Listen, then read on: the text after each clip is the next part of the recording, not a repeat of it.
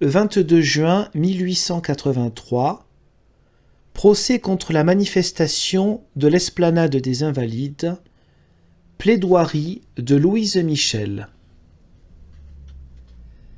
C'est un véritable procès politique qui nous est fait.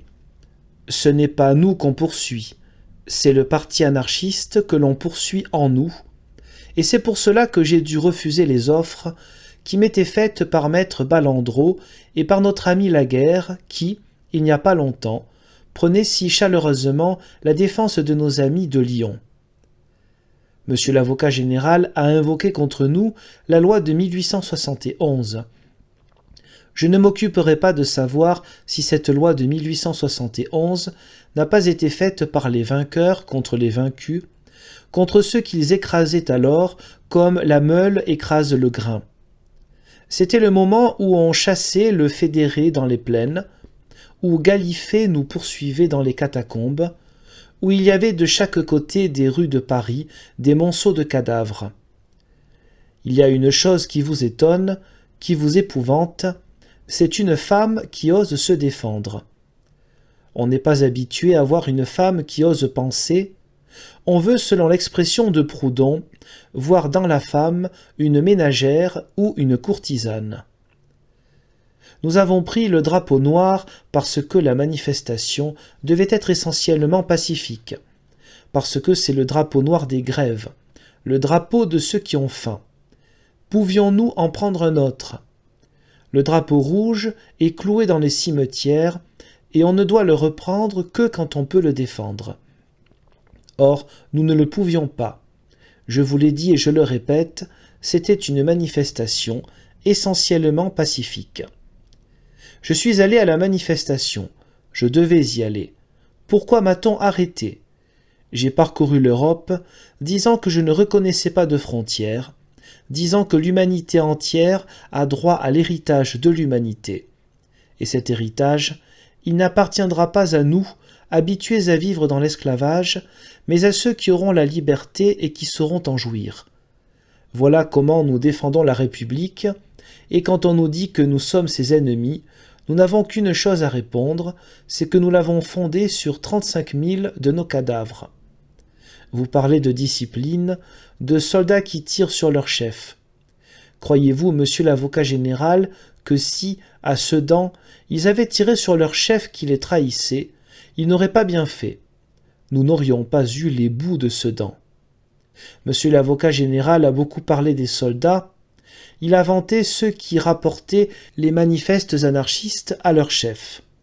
Y a-t-il beaucoup d'officiers, y a-t-il beaucoup de généraux qui rapportaient les largesses de Chantilly et les manifestes de M. Bonaparte ? Non pas que je fasse le procès aux d'Orléans ou à M. Bonaparte, nous ne faisons le procès qu'aux idées. On a acquitté M. Bonaparte et on nous poursuit. Je pardonne à ceux qui commettent le crime, je ne pardonne pas au crime. Est-ce que ce n'est pas la loi des forts qui nous domine ? Nous voulons la remplacer par le droit, et c'est là tout notre crime. Au-dessus des tribunaux, au-delà des 20 ans de bagne que vous pouvez prononcer, au-delà même de l'éternité du bagne si vous voulez, je vois l'aurore de la liberté et de l'égalité qui se lève.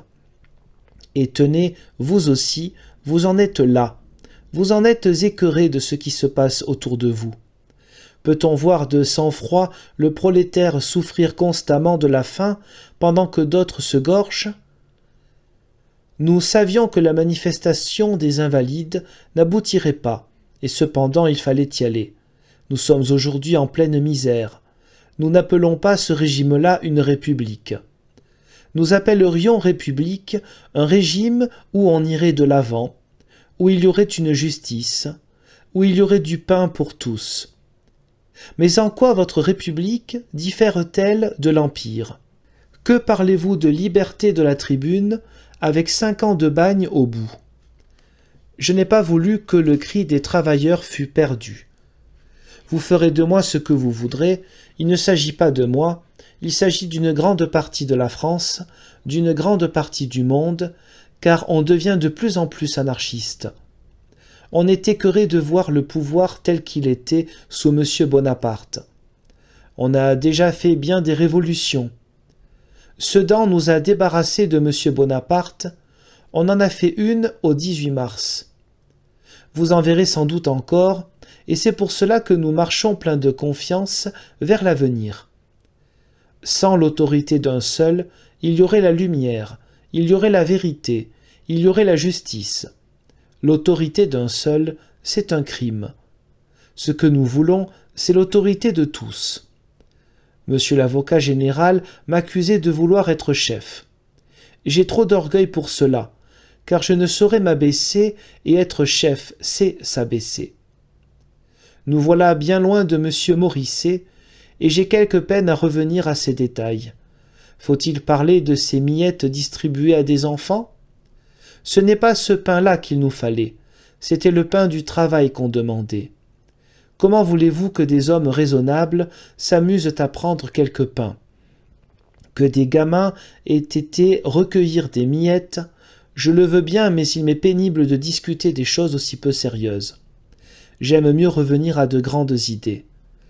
Que la jeunesse travaille au lieu d'aller au café, et elle apprendra à lutter pour améliorer le sort des misérables, pour préparer l'avenir.